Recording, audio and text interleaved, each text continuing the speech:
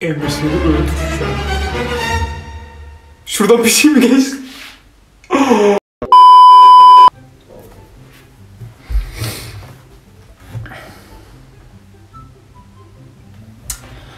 Okey, bu videoya pek hazır değil. Çünkü bu videodan sonra büyük olasılıkla akşam tek başıma uyuyamayacağım.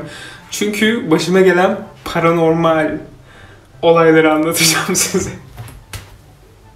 Gerçekten bu video benim için çok zor olacak. Çünkü ben gerçekten otoboka korkan biriyim. O yüzden hani bunu anlattıktan sonra da büyük olasılıkla korkacağım. Anlatırken de korkacağım, editlerken de korkacağım büyük olasılıkla. Çünkü bu anlattığım şeyleri yani asla abartarak söylemiyorum. Gerçekten ölünce unutabileceğim şeyler. Yani büyük olasılıkla size şey de gelecek. Bunlardan mı korktun falan diyeceksiniz büyük olasılıkla ama bakın benim için gerçekten hiç kolay değil. Şimdi anlatacaklarım, hazır mıyım? Nereden başlayayım? Bu arada beni korkutan şeylerden de bir yerden bahsedebilirim ya da travma yaratan filmlerden falan bahsedeyim. Çünkü ben korku filmi asla izleyemem. Ve bu travmatik durumuma sebep olan bazı korku filmleri var. Çok zor ya. Bu videoyu çekemeyeceğim galiba, çok zor. Neyse, başıma gelen paranormal olayları anlatayım size. Hala daha karanlıkta yatamamamın 10 sebepleri. O şeyleri. Aslında bir tanesi böyle ermişliğe eriştiğim, o gerçekten 9. gözümün falan açıldığı bir an var. Durun ilk önce onu anlatayım, sonra korkarız. Şimdi bir dakika dur. Bugün turuncudan gidiyoruz. Ben birazcık şey yapmak isterim. Bu arada üstümde kuzenlerimin şeyleri var. Mandalina yiyerek anlatmak istedim. Neyse, bunu yiyemeyeceğim. Yoksa anlatırken bir şey yiyemiyorum. Çünkü o sesin çıkmasını sevmiyorum da neyse. Şimdi bir gün bakın yazlıktaydık ve bizim yazlığın evinin yanında böyle çok dik bir yamaç var, tamam mı? Çok dik. Böyle buradan yol geçiyor. Bizim ev şurada. Tamam mı?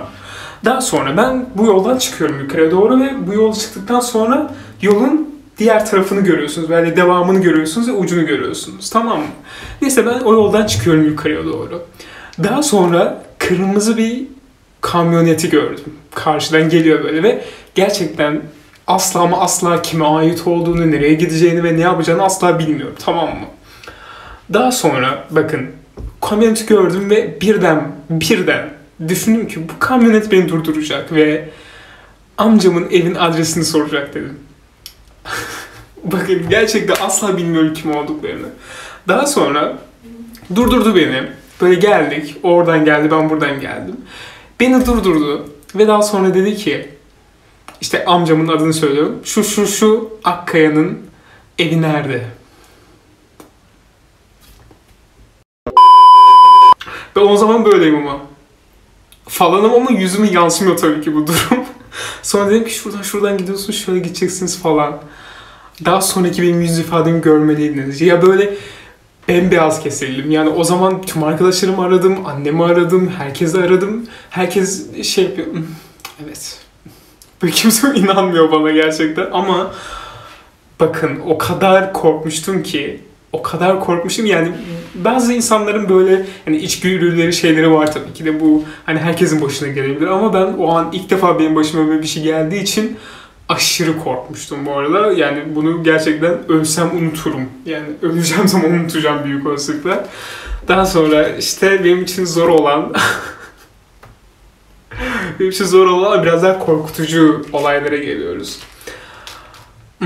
Biz küçükken bana babaannem ve dedem bakıyordu. Yani onların yanında yatıyorduk falan. Tabii ki bize de ait olan bir ev vardı. Onların evi de ayrıydı ama belli bir böyle yani bir alanın içinde hem bizim ev vardı hem babaannemlerin evleri falan vardı ve biz yani belli bir yaşa kadar babaannemlerde yattık falan. Daha sonra neyse akşam geldi ve yatmaya gittik. Işıklar açık, her şey açık. Ve daha sonra uyuduktan sonra böyle sessiz birden şey oldu. Böyle kalın bir ses, o kadar kalın bir sesti ki, yani kalın bir ses dedi ki, Emre seni öldüreceğim. Şuradan bir şey mi geçti? Hayır, bir şey geçmedi. Bir şey geçmedi değil mi? Neyse. Böyle bir ses, çok kalın bir ses ama yani daha sonra böyle şey oldum. o kadar korkmuştum ve titremiştim ki o an böyle. O kadar korkmuştum ki ve belli bir süre onun şeyinden geçemedim zaten hani. Böyle hissinden veya şeyinden geçemedim ve bayağı korkmuştum ve hala unutamıyorum o anı. Tabii ki de hani bunu anlattığımda bazı insanlar şeyler işte kardeşindir, başka bir şeydir, sen uyku sersemiyle bir şeyler görmüşsündür falan diye düşündüler. Ki belki haklı olabilirler ama bilmiyorum yani, ya da rüya görüyor muydum o zaman bilmiyorum ama böyle bir olaydı. Şimdi geliyoruz. Yine şöyle bir olay oldu. O zaman kardeşim, ben ve babaannem yatıyoruz ve hani yatmaya gideceğimiz zaman ışıklar kapanıyor ve her yer karanlık oluyor. Ben gerçekten karanlıktan çok korkan biriyim. Biraz da bu yüzden korkuyorum birazcık daha. Gerçi birazcık alıştığım gibi karanlıkta şey yapmaya falan ama yine de ışık yakıyorum böyle, hani oda ışığı veya başka bir şey oluyor. Neyse işte gidiyoruz karanlıkta, lavabo ihtiyacımı karşıladım ve karşıladıktan sonra kardeşime baktım. O anki yani büyük olasılıkla tabii ki de yani karanlıktan ve yani bir kimseyi görmediğinizden ışık yansıması gibi falandır. Kardeşime bir baktım. Kardeşim gözleri bembeyaz. Bakın. Asla asla şaka yapmıyorum ve hala korkuyorum, tırsıyorum anlatırken ama bembeyazdı. Yani o an korktuğum ve geri çekildiğimi hatırlıyorum böyle. Tabii ki de yani bilmiyorum, belki bunları çok kafaya taktığım için halüsinasyon falan görüyor olabilirim ama belki de ışık yansımasıydı falan. Ama arkadaşlar o an böyle küçük de değilim, hani 14 yaşlarında 13 yaşlarında falanım. Yani benim için çok zordu, bakın. Küçükken yaşadığım şeyler benim için çok zordu. Hala böyle birisi paranormal bir şey anlatsın, onu yaşıyorum, anladınız mı? Böyle çok çok kolay böyle hayal kurabilen bir insanım ve onu yaşıyorum anlatırken arkadaşlarım falan.